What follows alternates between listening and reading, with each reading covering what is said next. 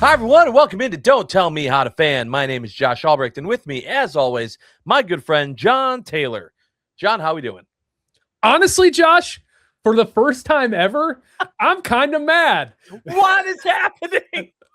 Coming in really hot. I I'm love kind it. of mad. And you know what I'm mad about? I'm mad about the series that the Brewers just had to have in Las Vegas with the Athletics. With the Yes. Sacramento Athletics, we had to play a game in Las Vegas for tourism. Now, What's this is happening? great. That's a great. I love this. First of all, I love the heat. I love the energy. I love all of this that's coming out right now. But I'm with you. I'm right. The thing is that I didn't think I'd be this upset. That's the thing that's most upsetting to me. All right, so if you live under a rock and you were unaware, the Brewers on this road trip, they went to Colorado, which starting there got me a little irritated because I understand it's Colorado and the balls fly further and the Rockies and blah, blah, blah. But the Rockies stink. They're a bad team. Brewers are a good team. The amount of frustrating wins. They won. They won. Swept them. They did ultimately sweep them. But does it feel like they swept them? No. Because twice you saw them blow leads and then come back, and it was just frustrating baseball to watch for a team that has aspirations of winning the whole damn thing. That was frustrating. Okay, we get through that, though. We move on. We're going to face the Athletics. Now, the Athletics, a lot of people might not have been paying attention to, not a bad team. Not 15 games back in their division. They're holding their own. They're not the best in their division, but they're holding their own right now. And then to your point, for some reason, this is the series against the Brewers where they go, no. This is the one we want in Vegas. Let's start there. Why us? Why the Brewers? Why are we the team where it's like, you know what? If we're going to give the Vegas residents a show, let's do it when Milwaukee's in town. Yeah. Didn't that seem weird? Yeah, you're not going to like the answer. There's just no way a team like the Yankees or like the Dodgers, they're not taking their teams to Las Vegas to play in a minor league stadium. I honestly am like, there's some benefits for the Brewers to get the extra shine. Like small market, like there is eyes on this series for as much as a clown fiesta this entire three-game set was. I hate it. It's like the least cool fact, but like, the Yankees are not going to blow. They're not going to spend 3 games in a minor league facility doing whatever it is that the MLB thought was going to be okay. That's the first problem. The other issue is like the Brewers were right here location wise. It makes sense to just like hop up there. I don't know. I hate that we said yes. The MLB clearly wanted them to get these games in front of the Las Vegas crowd at some point, maybe as some sort of appeasement. But yeah, it's really, really not great. It's just not been not a great. And so let's talk about what it is about that, because I think that this is really just the cherry on top that started going all the way back to those 2 games against the Giants, right? So there's a difference here, and this is why this is so tough and why I'm frustrated with it. And then we'll get to why you're heated up too. But it's not like the Brewers are losing. They're holding their own in every game, and they're not losing series. They literally split with the Giants, but they left that series. They lost the last 2, and then it felt like a loss. Okay. Then you go to Colorado, you sweep them, but irritating games. I think you're doing some revisionist history here. I do need to point out the fact that against those games, the first one was bad. They won 9-7 in extras. Weird game. They won the next game 7-1 and then 12-4 on Sunday. So I think you're really leading is first impressions. I think really kind of skewed the entire series. That was absolutely enough for me. You're not wrong. The fact that I think that last game, it wasn't like they had it in the bag from the beginning. I think they really piled on. I don't know. I don't have it in front of me. Either way, it doesn't matter. It sucked. Then they go to Vegas, and I was like, okay, our buddy Tim Allen, who does the Brewers post-game show, has been doing it for 1,000 years. He took off because he was like, Brewers are playing in Vegas. Hell yeah, I'm going. I'm going to be there. People were excited. I was excited. I was like, okay, hey, look at this. Brewers are getting some run. That first game, I was like, never mind. This is stupid. This whole thing is stupid. There were 11 home runs between the two teams. I mean, it didn't matter who you put out there. They were blowing leads, both sides. I ended up having to go to bed eventually. I think it was like 1:30 in the morning. I wake up and, hey, we won 15-14. Okay, great. But it was such a painful game to watch, knowing too that all of these home runs should not have been home runs. Yeah. And then you find out that the last one was like hit 316 feet. And then I look at an image of the ballpark and it says the wall is 380 feet. I'm not good at math, but I don't get how you hit a ball 316 and it's a home run when the wall is 60 feet further away. I've literally asked multiple people. I still don't get it. I still don't understand it. Why is it so hard? Yeah. Also, the launch angle was 48 degrees, and I don't claim to be some sort of protractor wielding nerd, but our dear friend, a friend of the pod, Jeff Levering, said he called it as a pop fly. It was a pop fly. It just carried all the way to a home run. That's going to be burned in my brain. It is the perfect encapsulation of how stupid it is to be playing professional baseball in this stadium. And it's less about the location. You know, I have my gripes about like why the Brewers, but like specifically the fact that the MLB gave the go ahead to play games that actually matter to the season, to the standings, to Kyle Harrison's ERA. Like, it is despicable that a team playing as well as the Brewers is having to deal with all this extra adversity. And we can look to Murph and, you know, he's like, these are the games. We're both playing under the same circumstances, blah, blah, blah, blah, blah. Give me a break. Like, they're all so late at night and I'm on the West Coast. I was falling asleep and it was in my time zone. I wasn't happy about it either. That first one was absurd. You know, the thing that I will actually be burned in my brain is William Contreras hitting the ball so hard he sat down. That was pretty hilarious. And here I am, an absolute rube in the 11th going, it's 14-10. We're going to wrap this up. No problem. Yep. Wrong. And it's heartbreaking. I mean, they're still hitting home runs. You know, yesterday wasn't any different. And you want to talk about like a weird unfair advantage, like all of these guys on the A's, this is where they played minor league baseball. So, and I'm not saying like, you know, it's like every time you're an away team, that team has an advantage. But when you're talking about like, well, it's kind of like a neutral site because it's a minor league. It's like, no, it's their minor league team. Yeah. These guys were on this field probably within the last 5 years. It's just, it's bad. It's like really bad. And I think it's like I said, I think like if Kyle Harrison wasn't in like loosely a part of like a Cy Young conversation, he'll never win because Mizorowski's on the same team. But it's just like to watch his ERA blow up because of this game, it makes me so mad. And there are some defensive gaffes, and that's the thing that bothers me. You know, the biggest problem with this stadium is the wind blows out, like to the outfield.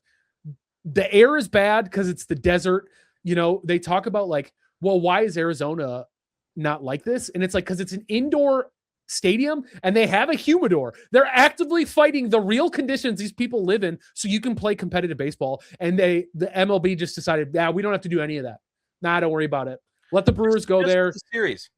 Just let the Brewers go there and figure it out. Home won't have that. Yeah, they are. Yeah, exactly. This is not the stadium they're even going to play in. We're literally just here so that tourism can happen. And maybe some people in Las Vegas get to feel excited that this team is coming in 2 years. And how many people? 80,000? No, 8,000. It's 8,000. And it's a rinky dink, sad excuse. Why am I watching a professional baseball team in the Brewers, a competitive division winning leading team? Why am I hearing chatter the equivalent of the College World Series? Like, you can literally hear just people having conversation in the broadcast because there's basically 14 people in the stands. It sucks. It sucks so bad. And it's awesome Brewers fans traveled. Like, that is the whole point of why you have teams in Las Vegas.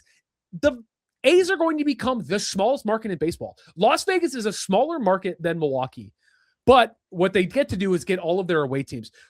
So it's great that they traveled. Awesome. Brewers fans are awesome for traveling Las Vegas. I'm not going to tell you how to fan. If I was thinking, I probably would have went to these games because being in the stands probably feels insane in like the most fun way. But when you're talking about a team that is serious aspirations to make another deep playoff run, I don't think 3 games are going to matter in a 162 game series. But why are the Brewers having to suffer through this compared to every other team in the MLB? And the Rockies are going to play there next, but the Rockies suck. I don't care. I just don't care. And this is the Brewers focused Wisconsin sports talk show. So the field is bad. I didn't even get to talk about how the field, it's like playing on concrete. It's not wet enough. They don't have the infrastructure to actually have this field replicate a real. So this is why you're watching more defensive errors from like the most elite defensive playing team in the entire major leagues. Like it's like, the only silver lining besides probably winning these games and winning the series, hopefully, a little peek behind the curtain, game 3 is going on. We're up 3-0,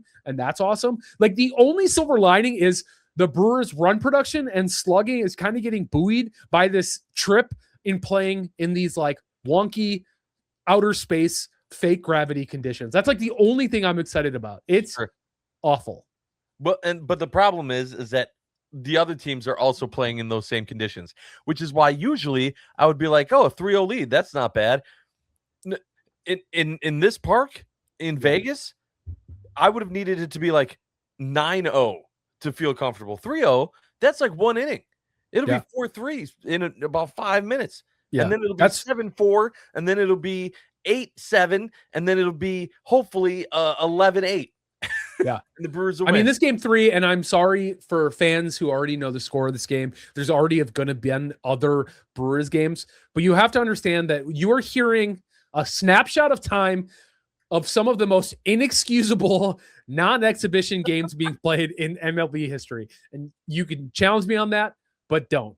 Just enjoy how absurd this all is. But we're talking about like right now in game 3, I tweeted this.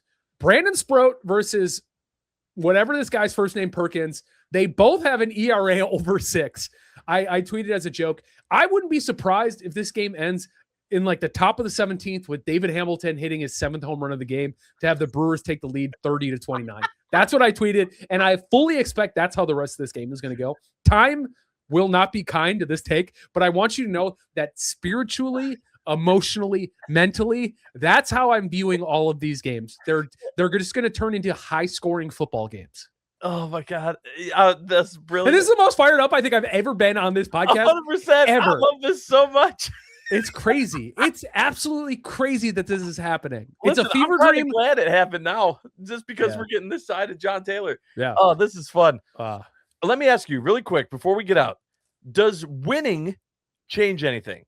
If they come out of this and they win the series, do you still feel this way, or do you go, all right, we won, fine, whatever, and move on? That's it. It's 100% going to be that. I'm allowing myself to be this worked out because this is my reality. The minute it ceases to being my reality, I'll go back to normal. Because at the end of the day, if they lose this series, if right now we lost this series, I'm still mad. If they win game 3, I'll be fine. Because I just don't think on paper the A's do not beat the Brewers if they play at AmFam or in Sacramento where the A's actually play baseball right now. And that stadium is a joke too, but at least it plays. The conditions on the field are that of which a real game should and can be played. That is how I feel. So brilliant. All right, we'll see if John is this fired up about some transactions the Brewers made as well. When we come back, Don't Tell Me How to Fan. Stay tuned. Welcome back, everyone, to Don't Tell Me How to Fan. Josh Albrecht, the fired up John Taylor. Moving on to some Brewers transactional news and some stuff that happened that, not going to lie, did not expect to see happen. The Brewers, John, have made another minor league contract extension, this time with Luis Lara. Do you have the details? I do. First bit of news I think ever broken by Spencer Michaelis. He is I forget what pod he's on with Jack Stearns. It's a great listen. I apologize. I wish I had a better shout out. But he is very in tune and plugged. He has a Patreon. And if you're ever interested in figuring out what's going on in the minor leagues, I would say, and you're looking to support a local reporter and writer, check out his Patreon. He knows what he's talking about. Either way, he broke the news, and then Jeff Passan confirmed pretty in short order that outfield prospect Luis Lara and the Milwaukee Brewers are in agreement on a 7-year, $31 million contract extension that includes 3 club options, sources tell ESPN. Spencer originally. Lara, 21, has dominated AAA this season, and his deal maxes out at $79 million. So that's the contract details. The long and the short of it is the Brewers are locking down another guy they've identified as an elite defensive glove in right field and potentially center moving forward, and somebody whose offensive skill set is on the rise and trending to be hopefully league average. I think my first reaction is it's another great contract where the Brewers kind of have to be savvy and get these guys in on these contracts early, and you can have conversations about whether you think this is potentially due to the fact that like it looks like some sort of cap floor, cap ceiling, salary cap could be on the rise, and this is the Brewers getting out ahead of that, which I would trust them to do that. But I think it also signals this idea that they clearly believe that Luis Lara is a guy, and if with all of the incentives, if he just becomes an average starting outfielder, then that's going to be a fine contract and we won't be scoffing at that number. But if he produces the way they hope he can produce, then that contract is going to age very favorably for the Brewers, a la like the Jackson Churio contract. I don't think has the hitting tool or it's quite the prospect offensively that Jackson Churio is, but these are like by medium, maybe not low, but that way you can sell high on his production moving forward. So my question with this was, first, do you think that this is a sign more so that, hey, we had a lot of prospects and here's one that really proved themselves this year, so congratulations, you earned that contract? Or is this more the idea of we're going to be locking up a bunch of guys and this is just the next one that went? If you would have at the beginning of, and let me preface before you answer that, John, by saying, if you would have asked me at the beginning of the season, who are going to be in the bag of prospects that the Brewers have, who are going to be the ones that get those big extensions? I did not have Cooper Pratt and Luis Lara as the first two. Not in a lot of guesses did I have those as the first two. So I was very confused by that, by just going, these aren't the flashy names. These aren't the guys that people are talking about. It's not the Jesus Mates. It's not, these guys out there. So which is the reason of why this is happening now with these guys? I think the big reason is I don't think the Brewers, well, let me put it this way. I think you're seeing these two guys specifically getting signed to these deals because they've identified them as pieces that when they do get called up to the Brewers organization, like the majors, they're in the Brewers organization. Once they're on the actual big league roster, I think they're guys that they've identified. Like when they pull that lever, they will be starting.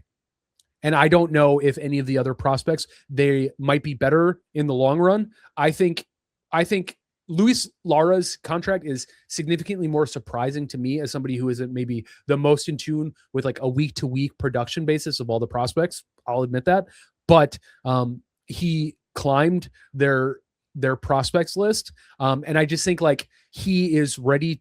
I think when Lara gets called up, he will probably start somewhere in the outfield, whether it's due to injuries or whatever. I think they locked him down because avoid arbitration. Let's get him signed to a team friendly deal. And like, let's get him up here and producing right away. The Cooper Pratt one is less surprising to me because I think Pratt has always been the answer in this like intermediate at shortstop or second base. I hope they keep Terang, but really what you're talking about is a future of that middle infield looking like Cooper Pratt and obviously like Jesus Mate down the line. So, or Luis Pena. There's so many prospects floating around. Point being, I think Cooper Pratt is the next guy ready to come up and challenge a Joey Ortiz for shortstop, challenge, a Jet Williams for maybe playing third base, maybe playing it's pretty obvious Cooper Pratt is not a third baseman. That's why I think they're calling him up probably at some point to shuffle the deck and see what happens when you keep, if you can, what you can do with that left side of the infield. Luis has got to go. They can't necessarily trade him, I guess, for a little while longer because there's like a moratorium you can have on trading guys that you signed in free agency. Like he's just hasn't been in the team long enough to be eligible for trade. I don't think anyone's going to trade for him anyways. That's how bad he's been. For Rengifo, you're talking about? Rengifo? Yeah. Rengifo and right now Sal Frelick are the only guys who are basically starting daily who have a negative WAR, like wins above replacement. Like he's been bad. And honestly, Frelick, and I love Sal, he's kind of been bad. And I think like this is what you're signaling. You're identifying two signings that could meaningfully impact this roster if they don't go out and make a big splash for a trade. You get Pratt at shortstop and see who can play well enough to play third. You get Lara up, and he apparently is mashing against lefties in the minors right now, like over 500 against lefties. Actually, it might even be higher than that. I'm not going to find the stat, but what I'm saying is like the only good thing Sal is doing offensively right now, and it sucks, is like his OPS is like 600. It's like a full 150 points lower than he was last year, and his WAR is in the negative, just like Luis Rengifo. And the only positive about Sal is that he's hitting league average against righties. That's the only thing he's doing offensively is worthwhile, is he's just being kind of okay at hitting righties. And I think like, do you bring up Lara to platoon him? Do you platoon Lockridge and Sal? Do you move Garrett Mitchell, whose whiff rate is nasty, but his contact is still proving to be something worth exploring, because he hasn't been injured? Like there's so many questions. I think like you bring Lara up to obviously get Blake Perkins back down to the minors. Like I love Blake. I don't know if he's a big league. He's kind of like, I think he's like teetering on that Keston Hiura. Like I wish there was a 4A team. That's where I think Blake is landing right now. And I think like that signing, I'm giving you so much stream of conscious. I don't even really know if I answered your question, but that's how I feel about those two guys and those two signings. So yeah, I think so. The next point that I was going to bring up that you just kind of nailed was, what does this signal to the team? And I think if I'm Sal Frelick, if I'm hearing this news, I'm going, oh crap, my seat just got real warm, which is difficult. Like, listen, the Brewers have a kid's dirty jersey giveaway coming up with a Sal Frelick jersey for kids that has dirt on it. Swing and a miss, just like Sal. I think that promotion stinks. Yeah, well, let me tell you, it might be even worse depending on how long Sal is here. I don't think that a lot of us looked at Sal thinking that he was going to be a guy that we were going to be worrying about. Yeah. And I'm wondering how long the leash is on some of these guys. We talk about Ortiz and how long, I mean, we're a season and a half in of complaining about Ortiz, and he's still here. We weren't really complaining about Sal last year. We weren't. Right. We couldn't have been. He was in contention. He was like 7th in like contention for the batting title. Like it wasn't even like was he bad? He was actively good. Yeah, he's regressed big time. In a way that like a short enough leash though that there's a realistic chance he doesn't finish the season with the team. Yeah, I mean, I guess so. I mean, I wouldn't have said that before they signed Lara, but I'm doing the math. Let's do the math real quick. Who are you putting at left? You keep Jackson Churio there all day long, and then you get Jake Bauers out there on days where you can definitely get Andrew Vaughn in the lineup. I mean, they're two of our best hitters. Like Jake Bauers should be playing daily, whether it's at first baseman 100%. Or in left field. Like he needs to be there, and I only say he needs to be in left field because like you're just going to keep DHing. A home run leader on a team that is very low in the rankings for home runs, by the way. Yeah. You need him in the lineup. Yeah. After this game, who knows? Maybe he has 30. But right now, at the time of this recording, he's got 12. Right. So, that's a huge thing. So he's got to be out there. Garrett Mitchell, I guess that's somebody you say, like, okay, they've clearly believed in him enough to put up with the amount of injuries that have sidelined him for most of the last two seasons. However, he's healthy. And he's not really giving you what you want. And knowing the Brewers are pretty patient, they probably are going, this is his first real full season. He's doing his power, like some of the advanced metrics. You like what you see, and you say if he can stop chasing, if he can get his whiff rate down, like that is like an exciting center fielder. So it's like, okay, you're going to probably keep trotting Garrett Mitchell out there. And then that really only leaves you right field. Brandon Lockridge is going to come back soon enough. They like him. And this is what I was saying. I like him. Lockridge came out super strong this season. Yeah. I was a big fan. I mean, and that's why I'm saying, like, if they can't get Lara starting or at least platooning, I don't know if they'll call him up right away. Like, people were expecting Pratt to be up way sooner, and he still isn't up. And my point, that's my frustrating thing, John, about all of this is that I understand that as a fan, I'm being impatient because anytime I see any crack in this Brewers team, I'm going, well, don't we have guys to fill it? Fill the crack. Get that guy out of there. Put this guy in. I was saying that about David Hamilton forever. Then some conversation happened, and all of a sudden, David Hamilton can not only run fast, but he can hit the occasional home run. I'm going, where the hell did that come from? Okay, fine. Maybe that guy stays. He doesn't start all the time, but he stays. He can be on the bench. Still wondering why Blake Perkins is there. Like, all these other questions begin to surface, and I go, how much of this is just a week-to-week, this is how I'm feeling this week conversation that the Brewers can't have. The Brewers can't go, well, this week Sal was really bad, so we're sending him down and bringing Lar up, right? They got to look at it as a whole picture. But as a fan, it's very frustrating because you see these guys have a bad week, then they have a good series. And then you go, well, maybe we're wrong. Maybe they figured something out, and then it's bad again. And it's very difficult. It's very difficult, but as of things sit right now, I'm going, this team is winning.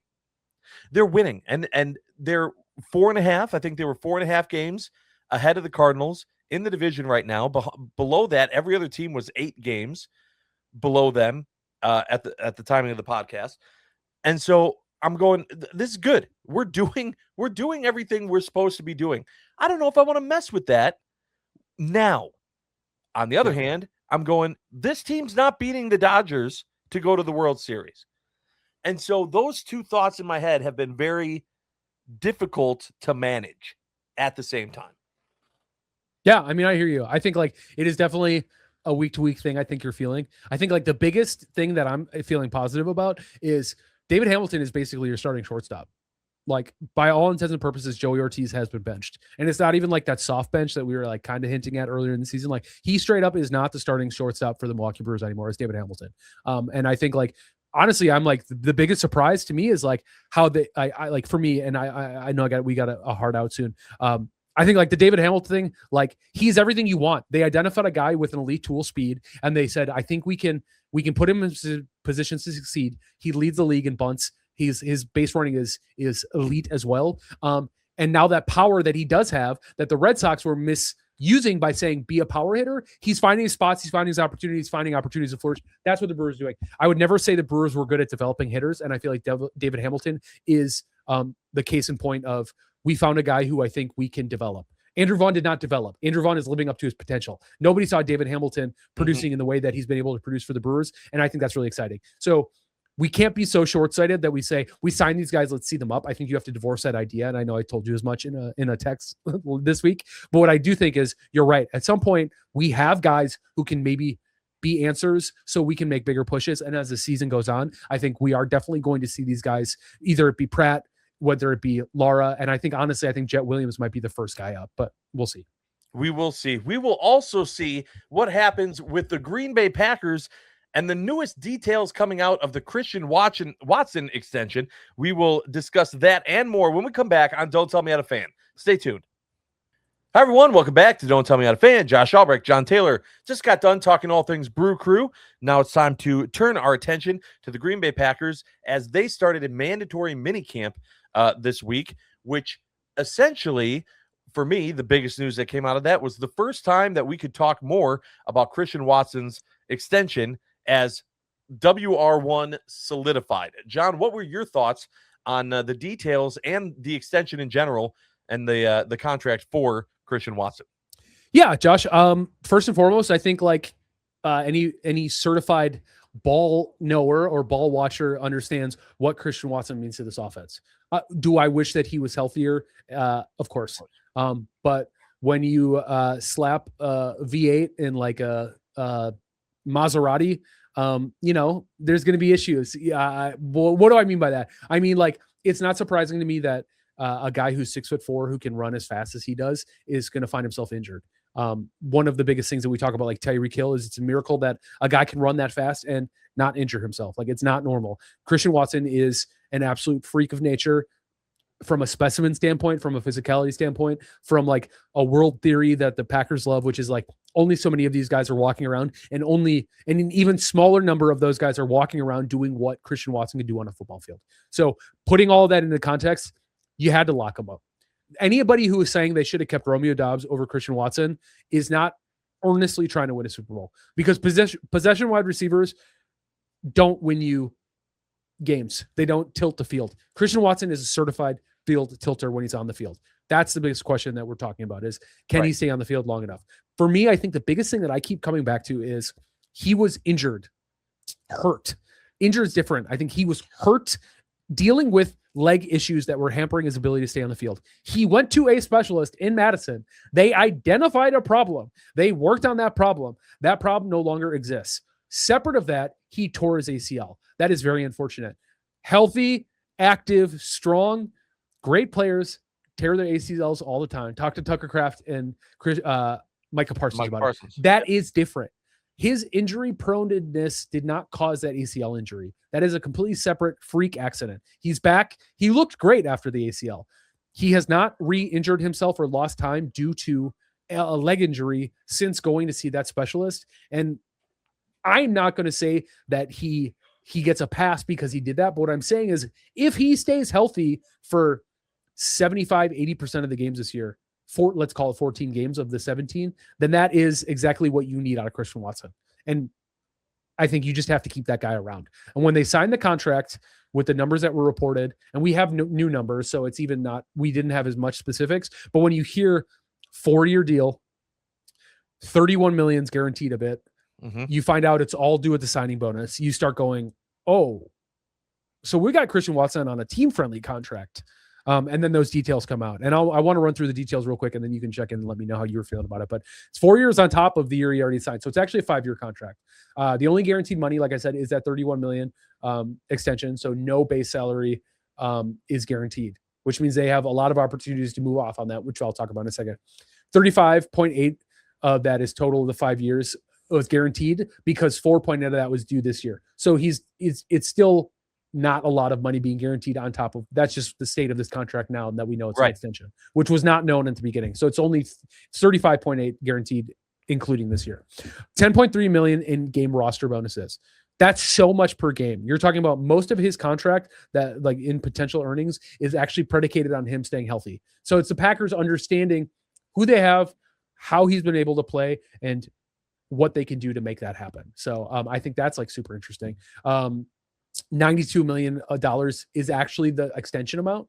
When you talk about the full numbers, the fact that it was extended, you divide out all the money he's going to be getting guaranteed by those 5 years. It's a $92 million extension. And the Packers have a ton of outs basically starting on the 28. So it's 2 years, just like every other contract they sign. It's 2 years, you're here, and then we can move on. So I'm really happy with that contract. The more I heard about it, the more it was a no-brainer to me. Like, if he can do what he's done and scale it to a full season, this contract is going to be absurd for the Packers and for Packers fans. You're basically going to pay a guy top tier wide receiver 2 money to produce as maybe one of the most explosive, dynamic wide receivers if he can put a full series. So, you get paid on future production, not what your past. So all of these conversations about like every catch was only this much money because he's never had more than like 700 yards in a season. It's like, you take the time and play and production and run it through all those advanced metrics, he's like top 5. And in some metrics, number 1 in like DVOA. Like, the dude is an absolute monster. And anybody who's going to argue me about that fact because of injuries is just not looking at what he's able to do on the football field. Also, and I yield my time, Senator. I think that it's a fair point to be made as well, that you wouldn't say that about Micah Parsons, right? Like, Micah Parsons also had an ACL injury. Like, no one is saying, well, but look at the production. Like they're not, it's not apples and oranges with that. It's just the injury conversation exists around Christian Watson, I think, too much, honestly, at this point. Like, he's still proven absolutely what he can do. And I understand it is a point in the debate but I think it's a weak point at this stage of the game. The only thing, John, with the contract when it came out that had me going was I wish that they would have gotten Tucker Kraft on first. Tucker Kraft to me is a big deal. I want him signed. The second that Tucker Kraft's deal's done, which I don't care what the heck it is, just finish it, get it done, get him locked in. Once that's done, I'll feel even better about the Christian Watson deal. I needed that too. And I know that Tucker Kraft earlier in the week also came and spoke to the media about that, said how much he loves playing for the Packers, wants to play his whole career here. All the things I want to hear. Now have Schefter make the announcement. Have that tweet come out from Schneidman saying the deal is done. I will feel so much better about all of it. And the other thing is, I don't know if this is just like Brewers mentality fatigue. I mean, there's no reason why Kraft, Watson, and Wyatt can't all get extensions and be signed. Like, there's no reason why they can't. Yet something in my brain goes, oh, wait a minute. We signed the Watson deal. We still got these other two guys out here. And I think that's just partially me. That's your thing. That's 100% your anxiety. Because like I was going to play devil's advocate. You want to know why it's good the Christian Watson contract got done first? Wide receivers make a lot more money than tight ends right now. And the fact that we were able to lock down Christian Watson to I thought he was going to get closer to Alec Pierce, almost $30 million a year. The fact that it's actually closer to like $24 million means there's a lot more money to pay Tucker Kraft. Because I think ultimately when you talk about it, like Tucker Kraft deserves probably a market setting contract. And because they didn't overpay Christian Watson, and in a lot of ways they underpaid, that contract is actually easier to make. I think there's going to be less squabbling over details and points than if they were a little more, if all of a sudden $6 million more a year was being promised to Christian Watson, that contract actually almost gets harder to do with Tucker Kraft. So it's like, because you got the more amenable player to take a more team-friendly deal out of the way, it actually, I think, makes the path for this Tucker Kraft contract a lot easier. The other fact too is like you don't let the amount of guys walk that the Packers did if they didn't plan on signing their key guys. And the key guys we all have identified as Watson, Kraft, and Wyatt.